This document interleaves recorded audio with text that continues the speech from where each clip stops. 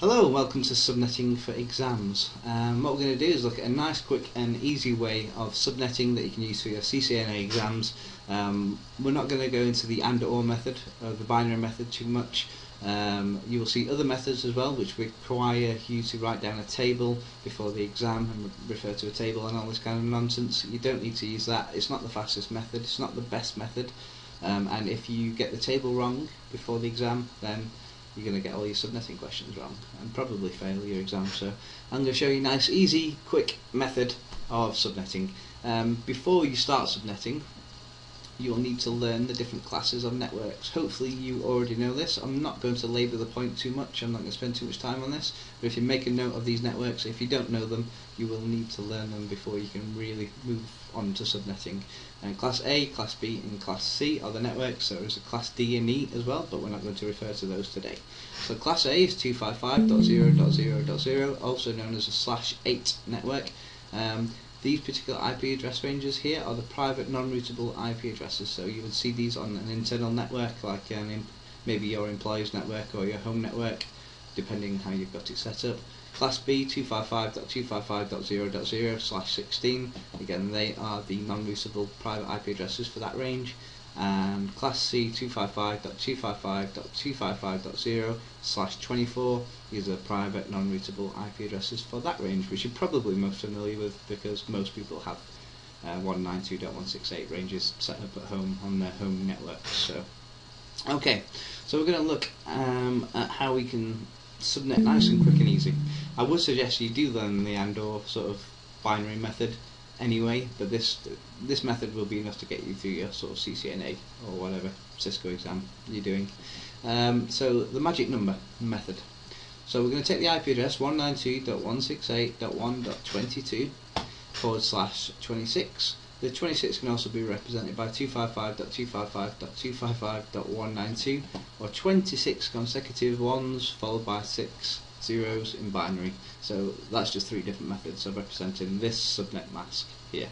You'll probably see it in the /26 slider notation in your Cisco exams. They tend to use that. So what we're looking for is the interesting octet. Okay, so this is a Class C IP address. We can see that because it falls between this range here. On a normal Class C network, which it would be a /24 network, so 255.255.255.0. What we're seeing here is a /26, 255.255.255.192. So this is our interesting octet. This is the octet that differs to what we would normally see. So this is what we're focusing on. We can ignore the rest of it. Okay. So what we're going to do is take 256 and take away 192 from 256. That leaves us with 64. We always use 256 and minus the interesting octet from that 256 number. So this particular magic number is 64. That means essentially that each subnet is in a block of 64. So the first subnet is 192.168.1.0. The next one is .64.128.192. These are all separate subnets. Okay.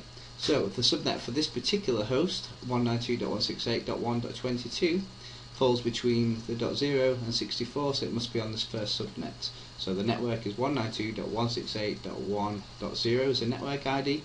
The first IP on a range is reserved for the network ID. The last IP on the range is reserved for the broadcast address, with 192.168.1.63 in this case. Everything between the network ID and the broadcast address is the host range, the usable hosts. So you could assign a PC's IP address on this network to anything between 192.168.1.1 through to .62. So they are usable on your network.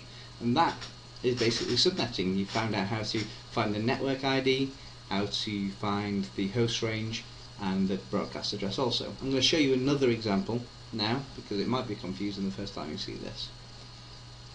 Okay, so again we're going to use a Class C IP address, 192.168.1.27 or 255.255.255.240 or 28 consecutive ones followed by 4, is that 4? Yeah, okay, 4 zeros. So that's the binary method.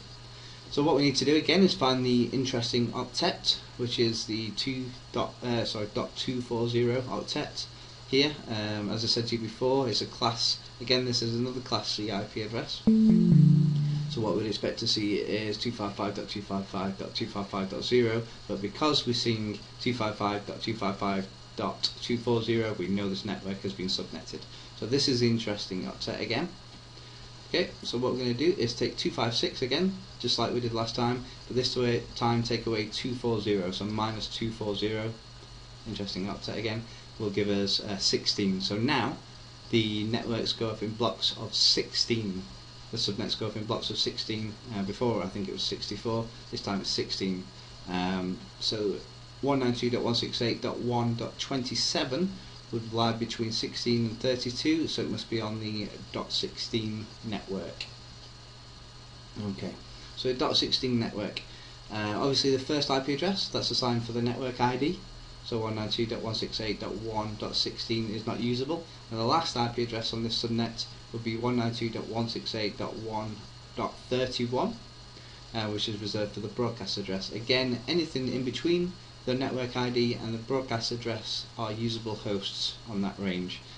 So as you can see, you can pretty much work out what the broadcast address will be by minusing one from the next subnet. So for this one, it would be, for the 16 network it would be 31, for the 32 network it'd be 47, so on and so on. So hopefully you can kind of work that out for yourself. It's fairly straightforward. If you use this magic number method, it will get you through your CCNA exam for sure. And it's a method that I use today as well in my networking career. So any questions, leave me a comment, drop me a message, whatever you need to do on YouTube. And hopefully you'll get this method down, you'll be able to use it in your exams and you'll be fine. I do suggest you use this method over the table method. Seriously, it's much better. So any questions, drop me a comment. Thank you very much.